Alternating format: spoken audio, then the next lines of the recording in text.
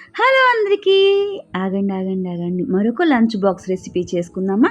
దానికి కావాల్సింది capsicum, onion, పచ్చిమిరపకాయలు. నేను క్యాప్సికమ్ రైస్ చేస్తున్నాననమాట. మనము ముందు ఒక మూకుడు పెట్టేసుకొని, మూకుడు కాగిన తర్వాత నూనె పోసేసుకొని, పిల్లల కోసం కదా మనం నెయ్యి వేసుకుందాం. కొంచెం హెల్తీగా చేద్దాం. దాంట్లో ఆనియన్ వేసేసి, పచ్చిమిరపకాయలు కూడా వేసేసుకుందాము. ఇలా పచ్చిమిరపకాయలు, ఆనియన్ వేసేసిన తర్వాత ఉప్పు వేసేద్దాం. ఎందుకంటే పచ్చిమిరపకాయలకి ఉప్పు పడితే బాగుంటుంది. అవి కొంచెం ఏగిన తర్వాత క్యాప్సికమ్ వేసేద్దాం. క్యాప్సికమ్ వేసేసిన తర్వాత మంచిగా కలిపేద్దాం. ఎందుకంటే ఈ క్యాప్సికానికి, పచ్చిమిర్చికి, ఆనియన్కి అన్నిటికీ ఉప్పు కారం మంచిగా పడుతుంది. తర్వాత అల్లం వెల్లుల్లి పేస్ట్ వేసి కలిపేద్దాం అన్నమాట. మామూలుగా క్యాప్సికమ్ తినమంటే పిల్లలు తినరు కదా, ఇలా చేసి చూడండి. వాళ్ళకి క్యాప్సికమ్ వేసామని కూడా తెలియదు.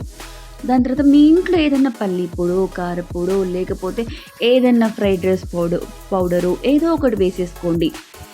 అలా వేసేసుకున్న తర్వాత దాన్ని కలిపిన తర్వాత అన్నాన్ని మనము కొంచెం ఇలా మెతికి పెట్టుకున్నాం అనుకోండి, పొడి పొడిగా వస్తుంది. ముద్ద ముద్దగా వేయకుండా నేను అన్నాన్ని ఇలా పెట్టేసుకొని అన్నం వేసేసి మంచి కలిపేసుకున్నాను అనమాట.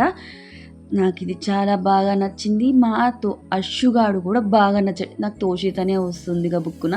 అశ్విక్ కూడా బాగా నచ్చిందనమాట. మీరు కూడా ఇలా ట్రై చేసి చూడండి. వేడివేడిగా తింటే బాగుంటుంది. కాకపోతే మనం ఈవినింగ్ చేసి పెడదాం. ఎప్పుడైనా లంచ్ బాక్స్లో పెట్టనప్పుడు ఈ లంచ్ బాక్స్ రెసిపీ ట్రై చేయండి. సూపర్ ఉంది. అశ్విక్ కూడా తిన్నాడు.